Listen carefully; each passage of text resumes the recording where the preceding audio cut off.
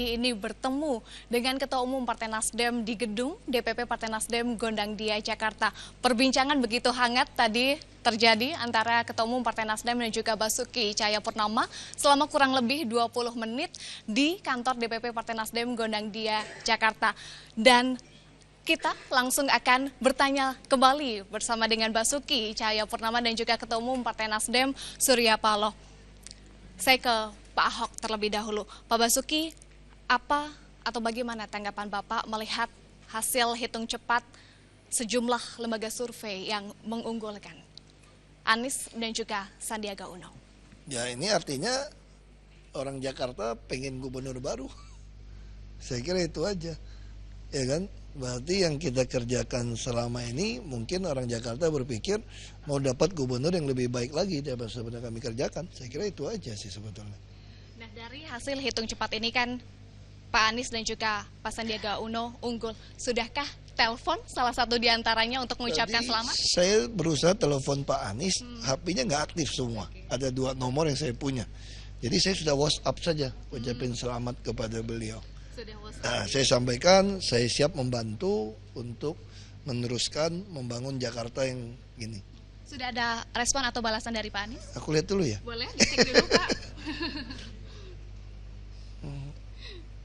Kayaknya mana ini? Banyak amat nih, ini banyak banget. Aku cek dulu ya, bisa cek kok. Mau dicek dulu, pemirsa, ini apakah ucapan selamat dari Basuki Cahayapurnama sudah direspon oleh Pak Anies? Ternyata masih sibuk ya Pak ya. Ini saya kirim belum baca juga. Oke. Lalu jika Pak Anies nonton Metro TV, apa yang ingin disampaikan kepada Pak Anies atau Pak Sandiaga Uno? Ya, saya mau ucapkan selamat untuk menjadi gubernur masa periode 2017-2022 dan kami sisa 6 bulan sampai pelantikan Oktober akan bekerja dengan baik cepat. Nah, semua data kalau beliau pengen tahu, kita kan memang open system, semua orang bisa lihat. Nah, jadi setiap saat bisa datang, mau tanya apa kita akan bantu, sehingga dalam 6 bulan ini supaya nyambungnya juga pas gitu. Saya kira itu. Oke, 6 bulan sisa masa bakti sebagai Gubernur DKI Jakarta bersama dengan Pak Jarod sebagai Wakil Gubernur DKI Jakarta. Apa program prioritas yang akan dikebut nih Pak dalam jangka waktu 6 bulan ini? Kita mau bereskan soal untuk sertifikasi dengan BPN. Sertifikasi BPN itu kita pengen semua orang Jakarta punya sertifikat tanpa perlu bayar BPHTB. Lalu kayak yang di atas 2 miliar dia boleh nunggak dulu.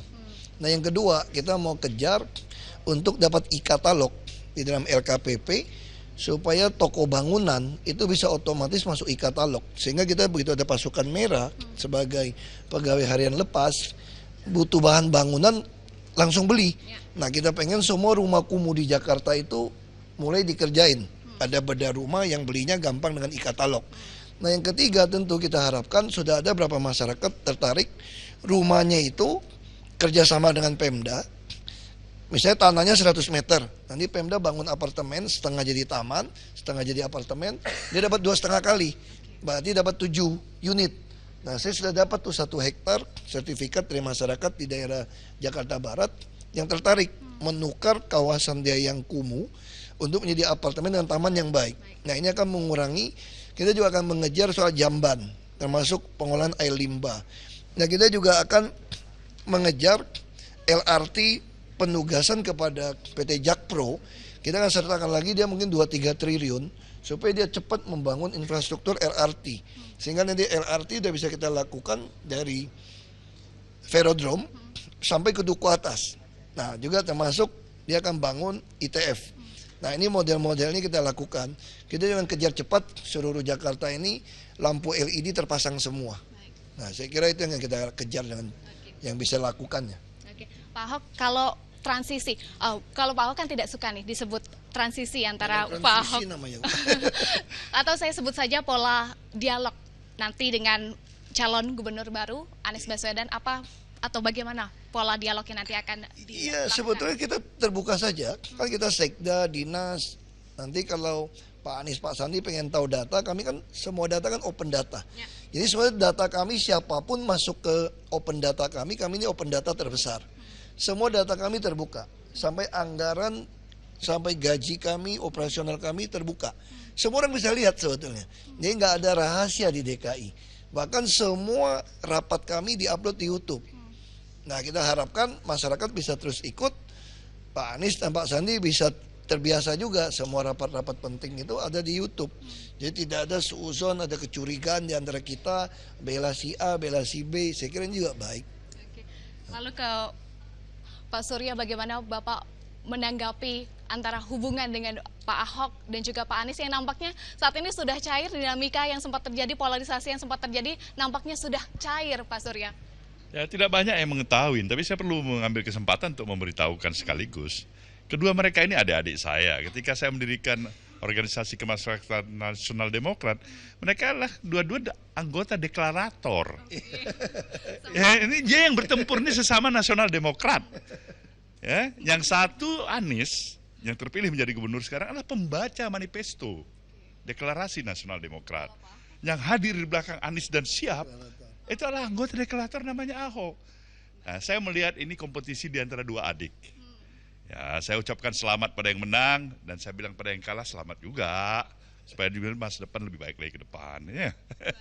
Lalu Pak Ahok, apa nih harapan yang ingin disampaikan kepada Pak Anies dan juga Pak Sandiaga Uno untuk memimpin Jakarta sebagai gubernur dan wakil gubernur yang baru, meskipun belum resmi ya, menunggu masih rekapitulasi dari KPU? Ya, tentu kita harapkan Jakarta akan lebih baik, lebih cepat lagi. Sehingga semua impian visi misi saya selalu katakan kalau ada yang lebih baik dari saya, lebih cepat dari saya, ya jangan pilih saya sebetulnya. Supaya saya juga nggak usah capek-capek gitu. Nah, prinsip itu kan begitu. Kalau kita bisa temukan yang lebih baik dari kita jangan berebut sebetulnya. Itu aja saya kira. Kita harapkan dia harus lebih baik daripada yang saya lakukan. Nah.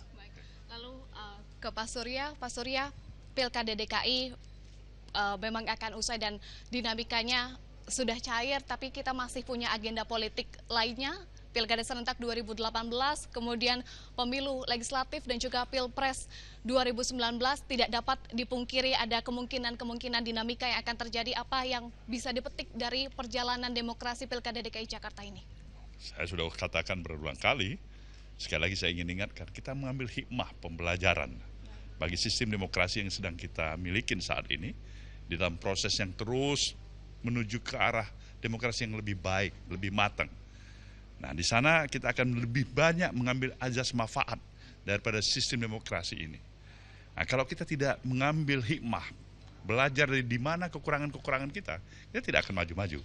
Tapi saya yakin dan percaya, pikiran-pikiran yang mengarahkan kepada satu polarisasi, kecenderungan kepada hal-hal yang mendestruktifkan diri, tidak membesarkan semangat kekitaan, semakin hari semakin menurun.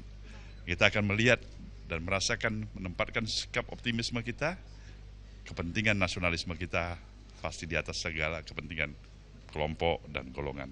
Baik, kepentingan nasionalisme kita di atas kepentingan golongan. Terima kasih Ketua Umum Partai Nasdem Surya Paloh dan juga Gubernur Petahana DKI Jakarta Basuki Cahayapurnama. Dan itulah tadi perbincangan kami dan disampaikan atau ditegaskan kembali oleh Basuki Cahayapurnama bahwa menerima dengan legowo hasil hitung cepat yang dirilis oleh sejumlah lembaga survei, meskipun kita juga harus masih menunggu hasil rekapitulasi resmi yang akan dikeluarkan oleh KPU DKI Jakarta pada Mei mendatang. Dan ditegaskan kembali oleh Basuki Cahayapurnama di sisa masa bakti 6 bulan ini akan terus bekerja mengabdi untuk rakyat DKI Jakarta.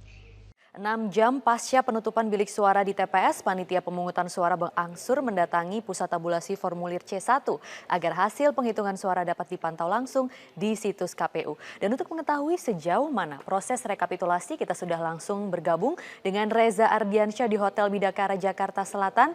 Reza, sudah berapa TPS yang menyerahkan formulir C1 sejauh ini? Maria, berdasarkan data yang bisa kita lihat di situs pilkada2017.kpu.go.id, ada 15 TPS yang sudah dimasukkan oleh para petugas sebagai bukti rekapitulasi formulir C1 yang telah selesai dihitung pada siang tadi. Ini masih jauh dari nilai keseluruhan TPS yang ada di seluruh DKI Jakarta, yaitu sebanyak 13.034 TPS. Dan semuanya dapat dilihat langsung di situs kpu.go.id yang juga tampak di ruangan ini.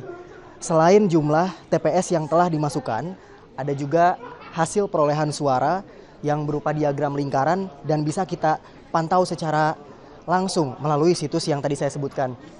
nantinya formulir-formulir yang diserahkan oleh para panitia pemungutan suara akan melalui sebuah sistem bernama Sistem Informasi Penghitungan Suara atau SITUNG. SITUNG inilah yang menjadi acuan bagi para PPS dan PPK untuk menyerahkan formulir C1 dan nantinya akan menjadi basis data untuk mengetahui secara real time atau tepat waktu seberapa akurat penghitungan suara yang tadi telah dilakukan pada siang hari.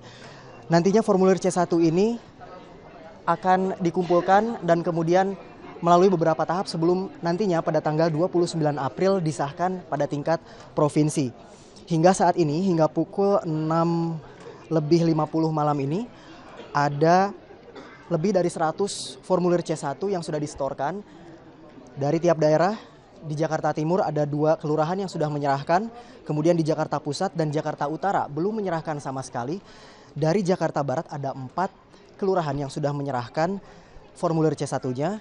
Demikian pula dengan Jakarta Selatan yang juga sudah melaporkan 4 formulir C1 yang nantinya akan diinput oleh petugas yang berjumlah lebih dari 100 orang ini. Komisioner KPU yang sempat saya wawancara menyatakan bahwa tenggat waktu untuk memasukkan data-data ini adalah selama 24 jam. Artinya, besok sore ditargetkan seluruh data dari formulir C1 sudah bisa dilaporkan melalui situs pilkada2017.kpu.go.id. Formulir C1 ini, Maria, adalah berkas yang berisi hasil penghitungan suara dari setiap TPS. Di Pilkada Putaran 2 DKI Jakarta kali ini ada 13.034 TPS yang ada di 44 kecamatan dan 261 kelurahan. Maria. Baik, laporan langsung dari Hotel Bidakara Jakarta Selatan, Reza Ardiansyah, terima kasih.